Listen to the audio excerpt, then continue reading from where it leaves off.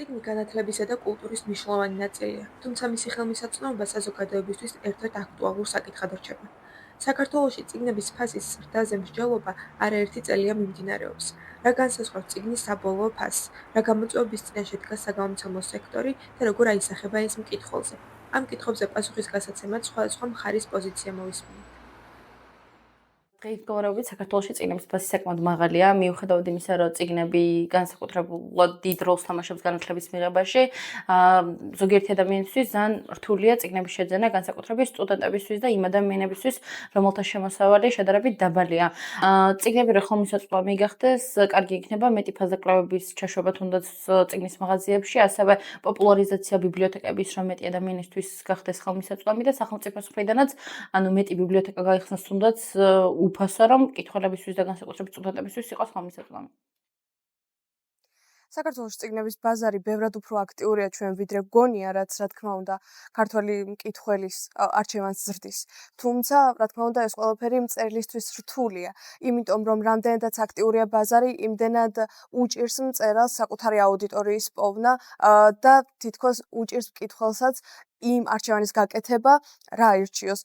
აირჩიოს მასაზე გათვლილი მარტივი ლიტერატურა თუ აირჩიოს ნამდვილი, ასე ვთქვათ, ხარისხიანი მასალა. წიგნის ფასს გარდა იმ თუნდაც გაწეული შრომისა, რასაც აკეთებს თავად ავტორი და შემდეგ იდება შრომა, რა თქმა უნდა, წიგნის მომზადების პროცესში მონაწილე ადამიანების მხრიდანაც, განსაზღვრავს ის ტირაჟი, რომელიც იდება, იმიტომ რომ თვითონ წიგნის სიძვირეც დამოკიდებული არის ჩვენი ტირაჟების, ასე ვთქვათ, სიმცირეზე. პრობლემა ორივეში უნდა ვეძიოთ, მაგრამ მწყიდველუნარიანობა თითქმის უფრო პირველ პლანზე ინაცვლებს, პირველ პლანზე, იმიტომ რომ როდესაც წიგნი ფუფუნების საგანი ხდება, როდესაც 30-40 ლარი ღირს და სტუდენტი ამას ვერ გაწდება, იმიტომ რომ ასე ვთქვათ, პირველადი მოხმარების საგნად ვერ დააპრიორიტეტებს მას. წიგნის გამოცემა დამოკიდებულია ფურცელზე, როგორი ფურცელია, რამდენი გვერდია, როგორი ფორმატი აქვს წიგნის. ანუ ტირაჟზეა დამოკიდებული, რამდენი ტირაჟი გვინდა რომ გავაკეთოთ. ვიდრე წიგნი არ მიიღებს წიგნის ფორმას, მე ვერ ვამბობ ხოლმე ზუსტ თანხას. იმიტომ რომ წიგნი სანამ მე ამ თანხას გიპასუხებ, გადის რასჯერ ხო უნდა დაიწეროს. მერე ხო უნდა დარედაქტირდეს. მერე ხო უნდა დაკაბადონდეს, მერე ილუსტრაციები უნდა შეირჩეს, მერე ყდა უნდა გაკეთდეს, ანუ ყდის ილუსტრაცია. მერე კიდე კორექტურას გადის.